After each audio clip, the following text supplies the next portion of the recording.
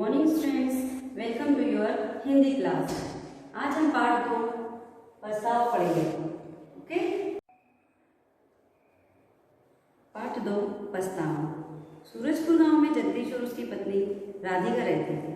उनके घर एक पुत्र का जन्म हुआ। पुत्र के होने के बाद दोनों बहुत प्रसन्न थे और उन्होंने उस पुत्र का नाम विमल रखा। जगदीश सुबह होते ही रोज खेत पर जाता था और अपना दिन भर का कार्य करता था। राधिका उसके खेत पर काम करने में उसकी मदद किया करती थी। एक दिन जगदीश ने खेत की मेड़ पर एक बीमार नेवले को देखा। उसे नेवले पर दया आ गई और वो अपनी रोटी की टोकरी में उसे रखकर ले आया। जगदीश ने नेवले की बहुत सेवा की। धीरे धीरे वो नेवला स्वस्थ हो गया और अच्छा दौड़ने भागने लगा और खेलने लगा। जगदीश को नेवला बहुत अच्छा लगता था। नेवला भी जगदीश को अच्छी तरह से पहचानने लग गया था। अब जगदीश उसके पास आता तो वह अपनी पूंछ हिलाने लगता था। जगदीश का छोटा सा बेटा पालने में लेटा हुआ वह भी नेवले को देखकर बहुत खुश होता था। राधिका को नेवला अच्छा तो लगता था, लेकिन वह इस बात से डरती थी कि कहीं नेवला उसके बेटे को खा ना जाए। उसे कई बार समझाया कि नेवला बहुत समझदार जानवर है और मनुष्य का मित्र होता है, किंतु राधिका को मन में सदैव नेवले के प्रति डर लगा रहता था। एक दिन राधिका को बाजार जाना था। वह जगदीश से बोली, मैं सामान खरीदने बाजार जा रही हूँ और आप मेरे वापस आने तक विमल के साथ ही रहना। विमल को इस नेवले के पास अकेला मत छोड़ना। मैंने तुम्हें कई बार बताया है कि यह हमारा शत्रु नहीं है। विमल ने ऐसा राधिका से कहा। जगदीश ने अपनी पत्नी को समझाने की बहुत बार कोशिश की, मगर उसकी समझ में कुछ भी नहीं आ रहा था। राधिका के बाजार जाने के बाद जगदीश ने बहुत देर तक उसकी प्रतीक्षा की। जब बहुत देर हो गई तो जगदीश घर का दरवाजा बंद करके बाजार की ओर चल दिया। बाजार में उसने लौकी के बीज खरीदे और मित्रों से गपशप करने लग गया। वो राधिका ने बाजार जाकर पहले विमल के लिए कपड़े खरीदे, फिर उसने रसोई का कुछ सामान लिया। सामान खरीदने में उसे बहुत देर हो गई थी। जगदीश उसकी प्रतीक्षा कर रहा था। यह सोचकर वह तेज कदमों से जल्दी आई कि कहीं मैं लेट न हो गई हूँ, इसलिए वह बाजार से अब जल्दी आने लगी। जैसा कि मैंने आपको अभी तक पढ़ाया था पाठ में, अब उसके आगे का पाठ आप ध्यान से सुनेंगे।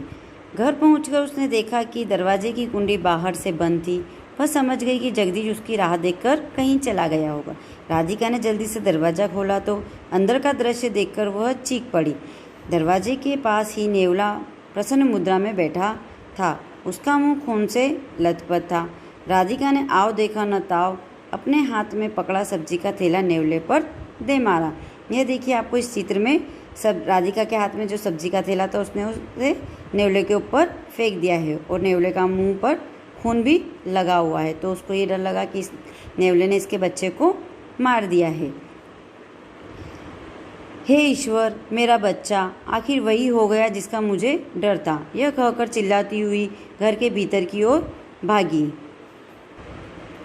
भीतर जाकर उसने देखा कि पालने में उसका बेटा आराम से सो रहा है। पालने के ठीक नीचे सांप के कई टुकड़े पड़े थे और वहाँ खून भी बिखरा हुआ था।